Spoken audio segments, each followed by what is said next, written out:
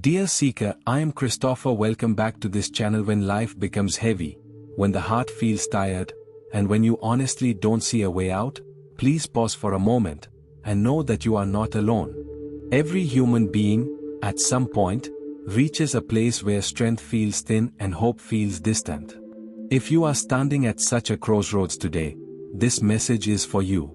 The Buddha never promised a life free from pain. Instead, he offered something far more honest and far more compassionate, a way to understand suffering without being crushed by it. His words were not meant to impress or overwhelm. They were meant to gently guide those who feel lost, confused, or exhausted by the weight of living. In moments of difficulty, the mind often rushes toward fear, self-blame, or despair. We replay the past, worry about the future, and forget that right now, in this very breath, there is still space to begin again. The teachings you will hear today are reminders, not rules. They are lanterns placed along a dark path, offering light one step at a time. This video is not about escaping your problems or forcing positivity. It is about sitting honestly with what is, learning to soften where we have become rigid, and discovering calm in the middle of uncertainty. Each quote we explore carries centuries of lived wisdom, words that have comforted seekers, monks, householders, and ordinary people facing extraordinary pain. As you listen, allow yourself to slow down. There is nothing you need to fix immediately. Let these teachings meet you exactly where you are, whether you feel broken, hopeful, numb, or searching. Take a gentle breath. Open your heart just a little. And let us begin this quiet journey together. Recognizing suffering without fear. Before we search for solutions, we must first learn how to look honestly at our pain. The Buddha began his teaching not with comfort, but with truth. He taught that suffering is a natural part of human life, not because we have failed, but because we are alive. Suffering appears in many forms. Sometimes it is obvious: loss, illness, heartbreak, disappointment. At other times it is quiet and constant, a sense of emptiness, restlessness, or feeling that something is always missing. Often, we try to push these feelings away. We distract ourselves, compare our lives to others, or tell ourselves we should be stronger. Yet avoidance only deepens the wound. The Buddha used the word dukkha to describe this condition, a feeling that life is slightly out of alignment, like a wheel that does not turn smoothly. By naming suffering, he was not asking us to dwell in sadness. He was inviting us to stop pretending. When we allow ourselves to say, "This is painful," something important happens. The struggle softens. The mind stops fighting reality. Instead of being consumed by suffering, we begin to observe it. And observation brings space. Remember this gently: pain does not mean your life is broken. It means your life is human. Everything that arises, joy or sorrow, is shaped by causes and conditions, and therefore everything changes. Even the heaviest moment carries the seed of impermanence. So in this moment, do not rush ahead. Simply acknowledge where you are. You do not need answers yet. You do not need to be hopeful yet. Awareness itself is already a form of wisdom. Sit with this truth quietly: suffering is present, and I am still here. This recognition is not weakness, it is the first step toward freedom. Understanding the cause of suffering. Once suffering is recognized, the next step is not to escape it, but to understand it.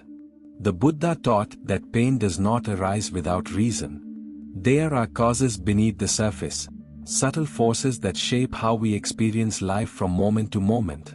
Very often, suffering grows from craving. This craving may appear as longing for security, for love, for certainty, for things to remain as they are. It can also appear as resistance, the wish for discomfort to disappear immediately, or for reality to be different from what it is. When the mind clings tightly or pushes forcefully, suffering intensifies. Notice how the heart contracts around expectations. This should not have happened. I must not feel this way. I cannot be okay unless things change. These thoughts are not signs of weakness. They are natural habits of the human mind. Yet when we believe them without question, they bind us. The Buddha did not ask us to eliminate desire by force. Instead, he invited us to see clearly. When craving is seen, it loosens. When resistance is acknowledged, it softens. Awareness itself begins the work of release. In this moment, gently ask yourself, what am I holding on to right now? Is it an outcome, an identity, a memory, or a fear of the future? Do not rush to answer. Simply observe. There is no blame here, no failure. Seeing the cause of suffering is not about judging yourself. It is about understanding the pattern. And when understanding arises, even slightly, suffering begins to lose its grip. You may not feel immediate relief, but you gain something just as important: clarity. From clarity, choice becomes possible. This quiet understanding is not the end of the path, but it is the moment the path becomes visible. Returning to the present moment. When the mind is overwhelmed, it often travels far from the present moment. It revisits the past with regret or rushes into the future with fear. Yet the Buddha taught that freedom is found neither in what has already happened nor in what has not yet arrived. It is found here. Mindfulness is the practice of returning. It is not about controlling thoughts or forcing calm. It is about noticing what is already happening, with kindness and patience. The breath becomes an anchor, always available, quietly reminding us that we are alive, right now. When you feel lost, begin simply. Feel the weight of your body. Notice the rise and fall of your breath. You do not need to change anything. You are not trying to fix yourself. You are learning how to stay. The Buddha taught that awareness itself is healing. When we observe sensations, thoughts, and emotions without judgment, they begin to settle naturally, like muddy water becoming clear when left undisturbed. If the mind wanders, gently bring it back.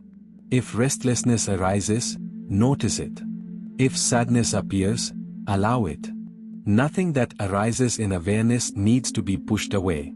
Presence makes room for everything. Take a slow breath now. Feel it enter. Feel it leave. This moment may not be perfect, but it is workable. With regular practice, mindfulness creates space between what happens and how we respond. In that space, we discover choice. Instead of reacting automatically, we respond wisely. Instead of being carried by the storm, we learn how to stand within it. Do not underestimate the power of this simple practice. Even a few quiet moments of awareness each day can soften long-held tension. Presence does not erase suffering, but it transforms our relationship with it. And sometimes, that is enough to begin again. Learning the art of letting go. As awareness deepens, another truth slowly reveals itself. Much of our suffering comes not from life itself, but from how tightly we hold on to it. The Buddha spoke often of attachment, not as a moral failure, but as a misunderstanding of how things truly are. We cling to people, roles, outcomes, and even to our own stories about who we should be. When these attachments are threatened or lost, pain arises. Letting go does not mean we stop caring. It means we stop demanding permanence from what is naturally changing. At first, letting go can feel frightening. The mind believes that control is safety. Yet true safety comes from flexibility, from learning how to meet change without collapsing. Notice where tension lives in your body. Very often, it is the physical expression of holding on. Gently soften that place. Let the breath move through it. This is not giving up, it is allowing life to move as it must. The Buddha taught that release happens through understanding, not force. We do not rip attachments away.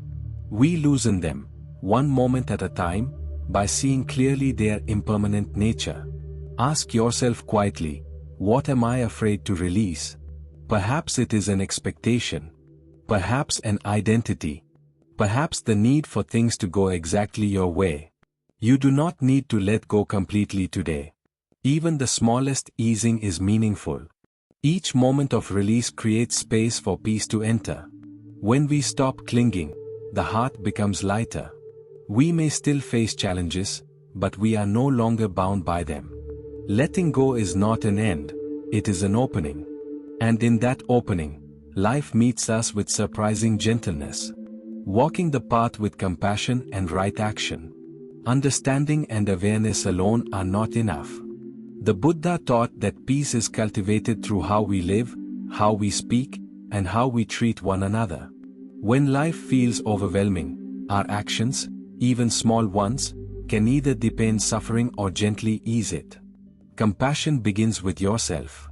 Many seekers are kind to others yet harsh toward their own hearts. Notice the tone you use when you speak to yourself internally. Would you speak that way to someone you love? Softening this inner voice is not indulgence, it is wisdom.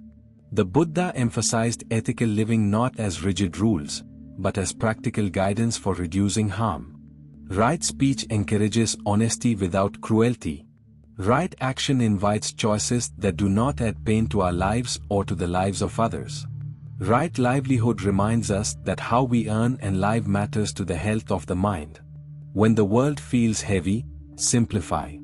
Choose one compassionate action for the day.